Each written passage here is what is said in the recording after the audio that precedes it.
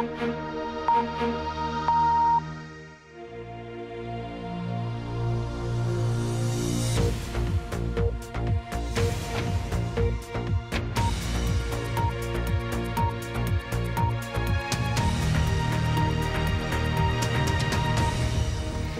उर्दू के प्रोग्राम सरबीन में खुशामदीद। हमारे लंदन स्टूडियो से मैं हूं आलिया नाज़की।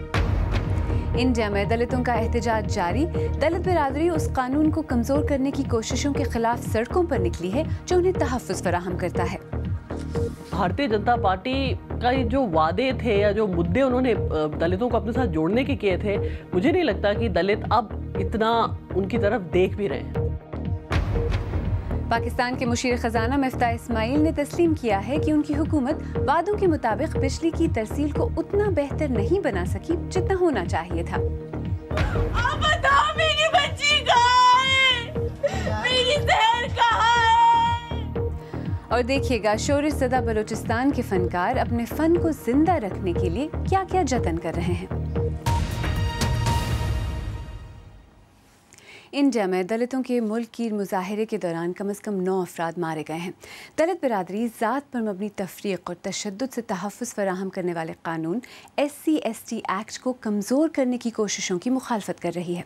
गुज़श्ता महीने सुप्रीम कोर्ट ने एक फ़ैसले में कहा था कि इस कानून का गलत इस्तेमाल रोकने के लिए पुलिस में कोई रिपोर्ट दर्ज करने से पहले सीनियर पुलिस अफसर से मामले की तफ्तीश कराई जाएगी। हुकूमत ने दलितों की नाराज़गी के बाद इस फैसले पर नज़रसानी की दरख्वास्त दायर की है। दिल्ली से शकील अख्तर की रिपोर्ट।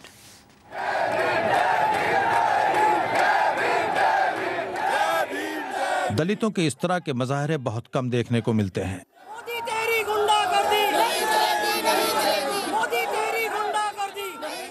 दलितों को तफरीक और तशद्दुद से तहफ़्फ़ुज़ फराहम करने वाले SC/ST कानून के बारे में सुप्रीम कोर्ट के हालिया फैसले से दलित बरहम हैं। SC/ST एक्ट में जो छेड़छाड़ की गई है उससे दलित समाज में भय है और आक्रोश है और बीजेपी सरकार के प्रति गुस्सा है। अदालत उज़्मा ने अपने हुक्म में कहा था कि इस कानून के तहत दलितों की जानिब से तशद्दुद या तफरीक की शिकायत एक आला पुलिस अफसर के जरिए तफ्तीश के बाद ही दर्ज की जाएगी। दलितों का कहना है कि इसका मकसद उन्हें कमजोर करना है। मोदी सरकार जो है ना, हमारे को कोर्ट के द्वारा इस तरह की ला करके हमारे को कमजोर करना चाहते हैं और ये दिखा रहे हैं कि कोई गलत इस्तेमाल ना हो, लेकिन ये गलत इस्तेमाल हमारे लोग नहीं करते, गलत इस्तेमाल कर रहे हैं मोदी सरकार कर रही है, मोदी खुद कर रहे हैं। SC/ST जो हमारा खत्म इसीलिए करना चाहते हैं कि हमें खत्म करना चाहते हैं, लेकिन हमें बाबा साहब ने इतनी ताकत दी है, हम खत्म नहीं होंगे, हम मनुवादियों को खत्म करके रहेंगे। पीर को लाखों दलितों ने मुल्क की कई रियासतों में एहतजाज किया। 9 मुजाहिरीन मारे गए। सरकार हमारी इस बात को नहीं सुनती है, नहीं समझती है, नहीं अपने सुप्रीम कोर्ट फैसला वापस लेती है। ये लड़ाई मेरी आरंभ है, आज से ये बहुत दूर तक जाएगी और पुनः हम इसकी कार्यक्रम को कंटिन्यू रखेंगे, जारी रखेंगे और ईंट से ईंट बजा देंगे। जब तक हम अपने अधिकार को ले नहीं लेंगे तब तक हम दम नहीं लेंगे। हुकूमत ने सुप्रीम कोर्ट के फैसले पर नज़रसानी की दरख्वास्त दाखिल की है। आज हमने बहुत ही कॉम्प्रिहेंसिव रिव्यू फाइल किया है और मैं बहुत विनम्रता से कहना चाहता हूं कि माननीय सुप्रीम कोर्ट के फैसले के रीजनिंग से हम सहमत नहीं हैं। तो बाकी विस्तार से भारत सरकार के जो बड़े वकील हैं वो अपनी बात रखेंगे। बीजेपी के इक़्तिदार में आने के बाद दलितों के खिलाफ तफरीक और मजालिम के वाक़यात में इजाफा हुआ है। दलित बिरादरी को यह अंदेशा है कि सदियों की तफरीक से उन्हें ऊपर लाने के लिए पार्लियामेंट और आईन ने उन्हें जो खुसूसी अख्तियारात दिए हैं उन्हें रफ्ता रफ्ता ख़त्म करने की कोशिश की जा रही है। Shakeel Akhtar, BBC news, Delhi. हमारे साथी शकील अख्तर की रिपोर्ट आपने देखी और इसी मौजू पर शकील ने इंडियन सहाफ़ी स्वाति चतुर्वेदी से बात की और उनसे पहले यही पूछा कि क्या इस फैसले से ये कानून कमज़ोर हुआ है। बिल्कुल कमज़ोर हुआ है और ये मसला सिर्फ उसको कमज़ोर करने का नहीं, ये मसला जो दलितों का मसला है। आप देखिए पिछले 4.5 साल से क्या हुआ है। रोहित वेमुला हो, ऊना हो या जो अभी हमने अंबेडकर की स्टैचूज़ पे अटैक देखे, एकदम भयभीत हैं वो कि एक तरह से उनका जो मतलब 5000 साल का ऑपरेशन ये लोग चाहते हैं कि 4 साल में वो भूल जाएं और ख़त्म कर दें। ऐसा नहीं होने वाला। बड़ा स्पॉन्टेनियसली लोग बाहर आए, लाखों की तादाद में बाहर आए, तो क्या दलितों में बेचैनी बढ़ रही है? दलितों में बेचैनी नहीं, आक्रोश हो रहा है। दलितों में बहुत ज़्यादा गुस्सा है, बहुत नाराज़गी है। बार बार ये रिपोर्ट भी कर रही हूँ कि जहाँ जहाँ अब इलेक्शन आ रहे हैं वो अपना गुस्सा दिखा रहे हैं। 15-20 साल से बीजेपी और आरएसएस काफ़ी कॉन्शियसली ये कोशिश करते रहे हैं कि दलित और ट्राइबल्स को वो अपने फोल्ड में लाएं, अपने साथ लाएं, और मेरा ख्याल है पिछले इलेक्शन में उन्हें काफ़ी कामयाबी भी मिली है। तो क्या वो ये जो सूरत हाल है, क्या इसमें बदलाव आ रहा है, इसमें तब्दीली आ रही है?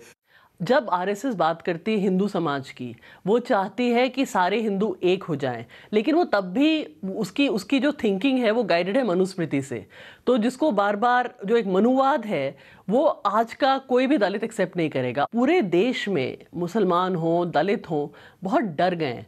और अब भारतीय जनता पार्टी का जो वादे थे या जो मुद्दे उन्होंने दलितों को अपने साथ जोड़ने के किए थे, मुझे नहीं लगता कि दलित अब इतना उनकी तरफ देख भी रहे हैं। जो नई जनरेशन है दलितों की, वो एक नई सोच लेके चल रही है। वो कहते हैं कि we don't want to be led, हम लीड करेंगे, हम किसी के पीछे नहीं रहेंगे। ऊना में हमने देखा जब ये इंसिडेंट हुआ था, जब लोगों ने फिल्म किया अपने आप को उन लोगों की पिटाई करते हुए, वो एकदम लीडरलेस प्रोटेस्ट था। तब मैं गुजरात गई थी और एक तरह से एक गाय मरी नहीं, लेकिन एक मूवमेंट की बर्थ हुई। उसके बाद हमने देखा कि जिग्नेश मेवानी उससे निकल के आए। तो मतलब आवाज़ें उठ रही हैं और भारतीय जनता पार्टी और आरएसएस समझ नहीं पा रही कि इनको कैसे दबाया जाए, क्योंकि ये जो आवाज़ें हैं ये आवाज़ें हिस्सा नहीं मांग रही। ये कह रही कि हमारा जो परसेंटेज है, हम एक डेमोक्रेसी हैं, हमारा हर चीज़ एक सिटीज़न के नंबर्स पे होना चाहिए। तो अभी तक आपने उनको झुंझुने दिए हैं, अब वो झुंझुने नहीं अपना हक मांग रही हैं। जो लोग बाहर निकल के आए, ये कोई ऑर्गेनाइज मूवमेंट नहीं था, बड़ा स्पॉन्टेनियस अलग अलग शहरों में।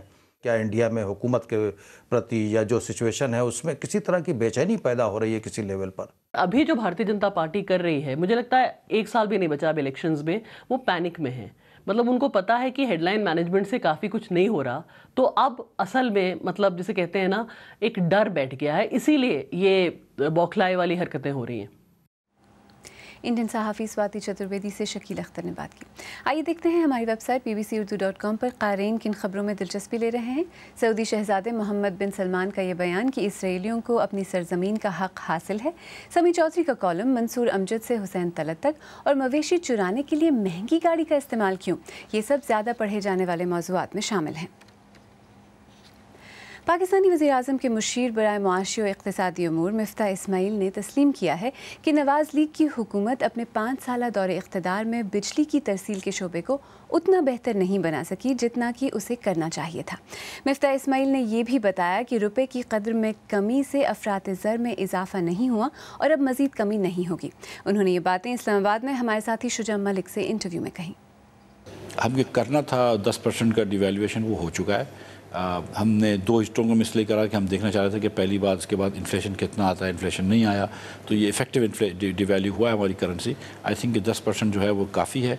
इससे इंशाल्लाह ताला हमारे एक्सपोर्ट्स बढ़ जाएंगे और इंपोर्ट्स में थोड़ी सी नरमी आएगी और हमारे रेमिटेंस भी बढ़ जाएंगे। तो मेरे ख्याल से अब मज़ीद ज़रूरत नहीं है। साबिक वज़ीर ख़ज़ाना इसहाक़ डार पे एक तनकीद ये भी की जाती है कि उनको इसलिए फ़ारिग किया गया क्योंकि उन्होंने जो फ़ौज के मुतालबात थे रुकूम के हवाले से वो पूरे नहीं किए। क्या ये बात दुरुस्त है?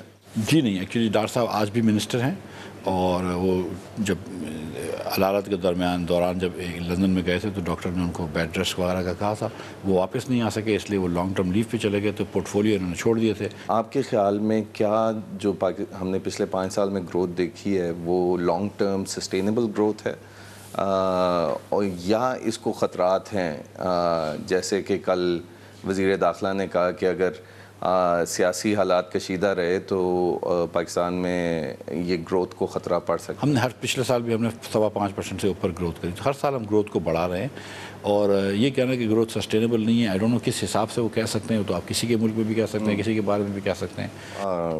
अगली हुकूमत के हवाले से बात करना ये चाह रहा था कि आप लोग जब बजट देंगे उसके फ़ौरन बाद आपकी गवर्नमेंट ख़त्म हो जाएगी, तो इस बात की क्या गारंटी है कि जो आइंदा गवर्नमेंट आएगी वो आपका बजट उठा के रद्दी की टोकरी में नहीं डाल देगी? कोई गारंटी नहीं है। तो इस हवाले से फिर आप क्या प्लानिंग कर रहे हैं? आपकी बजट प्लानिंग क्या है? देखिए, हुकूमत को चलना होता है ना। जो रोड्स के प्रोजेक्ट्स हो रहे हैं इस वक्त, जो रोड बन रहे हैं या डैम बन रहे हैं या ब्रिज बन रहा है, तो उसको मैं आधे बीच में तो नहीं छोड़ सकते हम। हुकूमत के जो लोगों की तनख्वाह 1 जुलाई से बढ़नी होती है उसको तो नहीं रोक सकते, जो टैक्स के अंदर इस्लाहात लेके आनी है उनको तो नहीं रोक सकते, इसलिए लिहाजा बजट लाना ज़रूरी है, हम समझते हैं। हाँ, जो नए प्रोजेक्ट वगैरह हैं उसको हमने बिल्कुल उस पर नहीं जा रहे, हम नई चीज़ें नहीं कर रहे। वो नई सियासी हुकूमत आएगी एक अपने नए फ्रेश मैंडेट के साथ, तो फिर वो जो चाहे वो कर ले। एक जो अहम चीज़ रह गई है वो सर्कुलर डेट है। क्या आप लोगों ने कोई इंस्टीट्यूशनल रिफॉर्म किया है इस चीज़ को रोकने के लिए, क्योंकि आप लोग जितना लेके आए थे उतना ही छोड़ नहीं, हम छोड़ कर नहीं जाएंगे इंशाल्लाह ताला, अभी तो कुछ वक्त है। और मैंने पिछले हफ्ते भी हमने कुछ 53 अरब रुपए दिए हैं इन कंपनीज़ को सर्कुलर डेट कम करने के लिए। लेकिन ये बात दुरुस्त है कि जितनी बेहतरी ला सकते थे हम ये डिस्ट्रीब्यूशन कंपनीज़ के अंदर, ये जो बिजली की तरसील की कंपनी में, वो नहीं हो सकी है। मिफ्ता इस्माइल से शुजा मलिक ने बात की। BBC उर्दू के प्रोग्राम सरबीन में आगे चलकर देखिएगा कि क्वांटम कंप्यूटिंग क्या है जो सुपर कंप्यूटर्स को भी पीछे छोड़ देगी।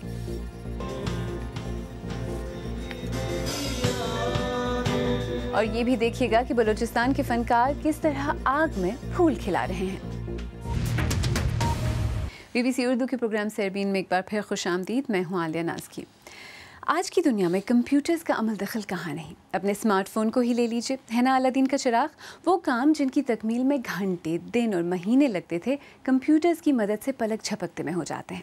मगर आज हम एक ऐसी टेक्नोलॉजी पर बात करेंगे जो आज के सुपर कंप्यूटर्स को भी कोसों पीछे छोड़ देगी। इस टेक्नोलॉजी का नाम है क्वांटम कंप्यूटिंग। तफसील के साथ उमर आफरीदी। डेनमार्क का दारुल-हुकूमत कोपनहेगन सर्दी की लपेट में, मगर इस यूनिवर्सिटी की एक लैब में एक मुकाम इससे भी ज़्यादा सर्द है। इसे इसके लिए ठंडा रखा गया है। इस चिप के अंदर एक क्यूबिट यानी मुस्तकबिल के कंप्यूटर की बुनियाद नस्ब है। ये सिर्फ इंतहाई सर्दी ही में काम करती है। माइक्रोसॉफ्ट यहाँ और दुनिया भर में साइंसदानों के साथ मिलकर क्वांटम कंप्यूटर बना रही है। क्वांटम आज की टेक्नोलॉजी के मुकाबले में एक बहुत ही बड़ी जस्त है। इसके ज़रिए हम उन मसाइल को लम्हों और दिनों में हल कर सकेंगे जिनकी तलाश के लिए आज कायनात की उम्र से भी ज़्यादा का अरसा दरकार है। एक आम कंप्यूटर में देखें तो हमें बिट मिलेगी। ये मालूमात की इकाई या बुनियाद है जो 0 या 1 के हिंसे की शक्ल में होती है। इसे एक स्विच समझ लें जो या तो ऑन होगा या फिर ऑफ। क्वांटम कंप्यूटर की बुनियाद क्यूबिट है। इसका कमाल ये है कि ये एक ही वक्त में 0 भी है और 1 भी, यानी ये स्विच एक ही वक्त में ऑन भी होगा और ऑफ भी। यूं किसी भी कंप्यूटर की रफ्तार नाकाबिले यकीन हद तक तेज हो जाएगी। हम आबोहवा में तब्दीली का हल ढूंढ सकेंगे। मसनूई जहानत या आर्टिफिशियल इंटेलिजेंस में तरक्की की रफ्तार तेज हो सकेगी और इंक्रिप्शन या रमज़निगारी का राज बआसानी इफ्शा हो सकेगा। मगर इस सब से पहले हमें ऐसे मुस्तहकम क्यूबिट्स बनाना होंगे जो आम हालात और आम कंप्यूटर में भी कारआमद हों। माइक्रोसॉफ्ट का कहना है कि वो ये चोटी सर करने के बहुत करीब है। एक मुकम्मल क्वांटम प्रोसेसर के लिए चंद ही म्यारी क्यूबिट की ज़रूरत पड़ेगी। मगर मैदान खाली नहीं। गूगल, IBM और लंदन की इस तजर्बागाह में मौजूद साइंसदान भी तेज़ी से पेशरफ्त कर रहे हैं। माइक्रोसॉफ्ट ने कुछ देर से काम शुरू किया है, मगर उसका तरीक़ाकार सबसे अलग है। उसका क्यूबिट एरर से ज़्यादा महफूज होगा, इसलिए अगर वो एक क्यूबिट बना ले तो दूसरों के मुकाबले में वो एक बहुत लंबी छलांग लगा सकेगा। यहाँ कोपनहेगन में उन्हें यकीन है कि वो कामयाबी से इतने करीब हैं कि अगले 5 बरस में वो तिजारती पैमाने पर क्वांटम कंप्यूटर बनाने में कामयाब हो जाएंगे। अगर ऐसा हो गया, और ये अगर बहुत बड़ा है, तो फिर दुनिया हर लिहाज से बदल जाएगी। और अब जिक्र बलूचिस्तान का, जहाँ के तमद्दुन और सकाफ़त का अपना एक ख़ास रंग और अंदाज़ है। लेकिन कई सालों से जारी बदअमनी की वजह से जहाँ ज़िंदगी का हर शोबा ही मुतासर है, फ़नकार किस तरह अपने आर्ट को ज़िंदा रखे हुए हैं। देखिए BBC की शुमारा जाफरी की रिपोर्ट। आज तो मेरी सहर की शादी है। ये नौजवान कोयटा के शांति नगर इलाके में स्ट्रीट थिएटर कर रहे हैं। देखने वाले उनकी परफॉर्मेंस में महव हैं। कहानी नौजवानों को दरपेश मसलों के गिर्द है। मकबूलियत के बावजूद द स्ट्रीट थिएटर ग्रुप ने अपनी परफॉर्मेंसेस काफ़ी कम कर दी हैं।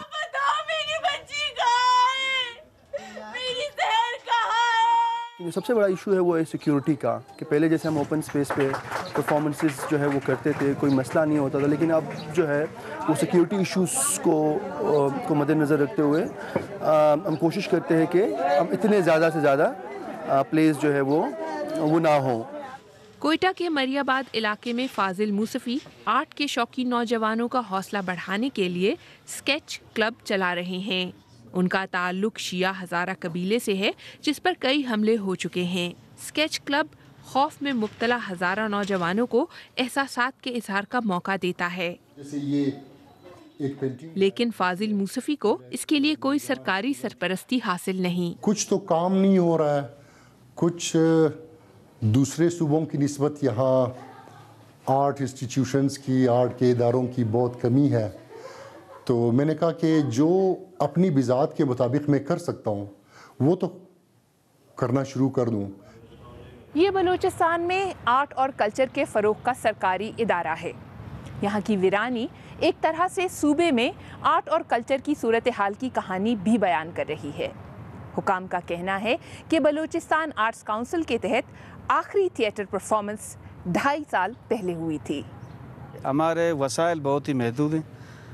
इस वसाइल में जो है ना हम लोग वो जिस तरह आप दूसरे सूबों को देख रहे हैं, जिस तरह वो कर रहे हैं ना, हम लोग उस तरह नहीं कर सकते हैं। होना तो हालांकि ये चाहिए कि ऐसे इदारों में तो हर वक्त एग्जीबिशन होने चाहिए, प्रोग्राम होने चाहिए, म्यूज़िक होना चाहिए, सेमिनार होने चाहिए। हमारे दो आर्टिस्ट हैं वो तो आप देख रहे हैं कैसे दर बदर की ठोकरें खा रहे हैं, क्या बुरा से बुरा हाल है इनका।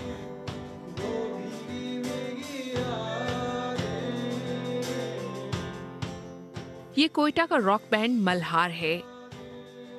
ऐसे उभरते गुलकारों का ग्रुप जो अंडरग्राउंड परफॉर्म करने पर मजबूर हैं। इलाके में सिक्योरिटी की सूरत हाल तो खराब है ही, लेकिन समाज भी उनके खिलाफ है। मैं कहता हूँ कोयटा के लड़के जो म्यूज़िक कर रहे हैं उनके लिए बहुत, मैं कहता हूँ कि उनको सैल्यूट है कि वो इतने टफ एनवायरनमेंट में, जहाँ उनको फैमिली, उनके वालिदैन, उनके एटमॉस्फेयर, उनकी सोसाइटी उन्हें कोई भी अप्रिशिएट नहीं करता, फिर भी वो स्ट्रगल कर रहे हैं, म्यूज़िक कर रहे हैं और आगे आना चाहते हैं। एक ऐसा मुआशरा जिसने इतना कत्लो खून देखा है, आर्ट और कल्चर इसके लिए मरहम का काम कर सकते हैं, बशर्ते कि उनके साथ वैसी बेरुखी ना दिखाई जाए जैसा कि अभी बलूचिस्तान में हो रहा है। शुमाइला जाफरी, BBC, कोयटा, बलूचिस्तान। अगर आप चाहें तो मुझसे और हमारी टीम के दीगर साथियों से ट्विटर पर भी रब्ता कर सकते हैं। मेरा ट्विटर हैंडल है @आलियानाज़की। इसके साथ ही सरबीन इख्तिताम को पहुंचा। कल फिर हाजिर होंगे। आलियानाज़की को इजाज़त दीजिए।